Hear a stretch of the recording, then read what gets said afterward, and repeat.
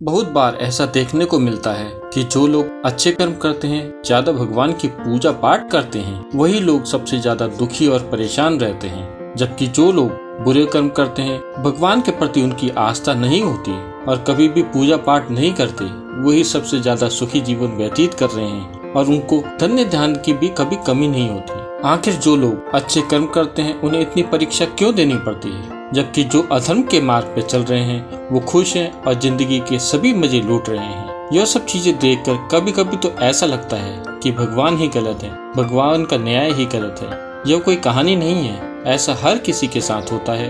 ये कभी ना कभी आपने भी महसूस जरूर किया होगा। अगर ये बात सही है तो अभी हमें कमेंट करें। अगर आपके मन में भी ये सवाल आया है तो हम आज इसका जवाब देंगे, वही जवाब जो भगवत गीता में श्री कृष्ण ने अर्जुन को दिया था।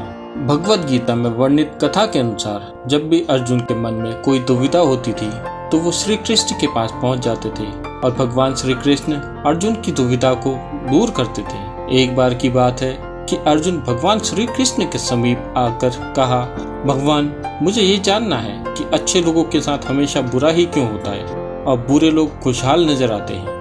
अर्जुन के मुंह से ऐसी बातें सुनकर श्री कृष्ण मुस्कुराए और उन्होंने कहा, मनुष्य जैसा सोचता है और महसूस करता है वैसा कुछ नहीं होता है, बल्कि अज्ञानता की वजह से वो सच्चाई हम लोग समझ नहीं पाते हैं। अर्जुन बोले, भगवान मुझे कुछ समझ नहीं आ रहा है, आप विस्तार से सब बताएं। इस पर श्री कृष्ण ने अर्जुन से कहा, पार्थ तुम्हें मैं एक कथा सुनाता हूँ, उसे सुनकर तुम समझ जाओगे। एक नगर में दो पुरुष रहा करते थे, एक का नाम सज्जन और दूसरे का नाम दुर्जन था।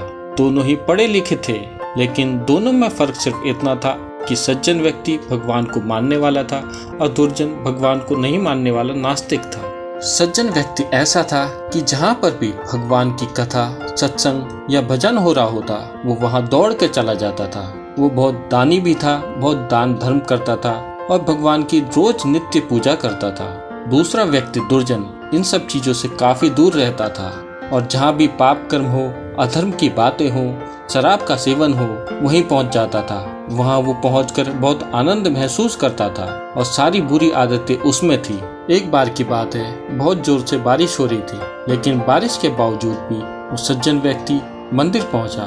उसने भगवान के दर्शन किए, लेकिन जब वो लौट रहा था तो दुर्भाग्यवश बारिश की वजह से उसका पाँव फिसल गया। मंदिर के बाहर वो एक गाड़ी से टकरा गया और घायल हो गया।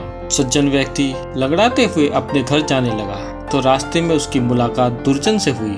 दुर्जन शराब पीकर लड़खड़ाते हुए और अनाप शनाप बोलते हुए रास्ते से पैदल चलते हुए जा रहा था। तभी उसने सज्जन को सामने आता देख कहा, आज तो मेरी किस्मत चमक गई, एक साथ इतना धन मिल गया मुझे। मेरे घर पे भगवान का मंदिर भी नहीं, मैंने कभी भगवान के नाम का कीर्तन भी नहीं कराया, भगवान के सामने ना कभी माथा टेका, लेकिन फिर भी मैं कितना संपन्न हूँ, अमीर हूँ, मेरे पास पैसों की कोई कमी नहीं और सबसे ज्यादा सुखी जीवन मैं व्यतीत कर रहा हूँ। यह सब देखकर सज्जन को बहुत बुरा लगा। उसने भगवान से बोला, हे भगवान, ये कैसा न्याय है? इतनी बारिश में भी मैं आपके दर्शन करने आया और मेरे पाँव का एक्सीडेंट हो गया और यहाँ एक दुष्ट शराब पीते हुए घर जा रहा है, फिर भी इसे कुछ नहीं हुआ और साथ में इसको धन से भरी हुई पोटली भी मिली है। कुछ सालों बाद दोनों की मृत्यु हो गई। मरने के बाद जब दोनों यमराज की सभा में पहुंचे तो सज्जन ने दुर्जन को देखा तो उसे बहुत गुस्सा आया। उसने क्रोधित होकर यमराज से पूछ ही लिया, मैं तो हमेशा अच्छे कर्म करता था, दान में विश्वास रखता था, उसके बदले सिर्फ मुझे दुख दरिद्रता ही मिली, लेकिन इसके विपरीत ये जो अधर्मी मनुष्य मेरे सामने है उसे जीवन की सारी सुख सुविधाएं और धन प्राप्त हुआ। ऐसा क्यों?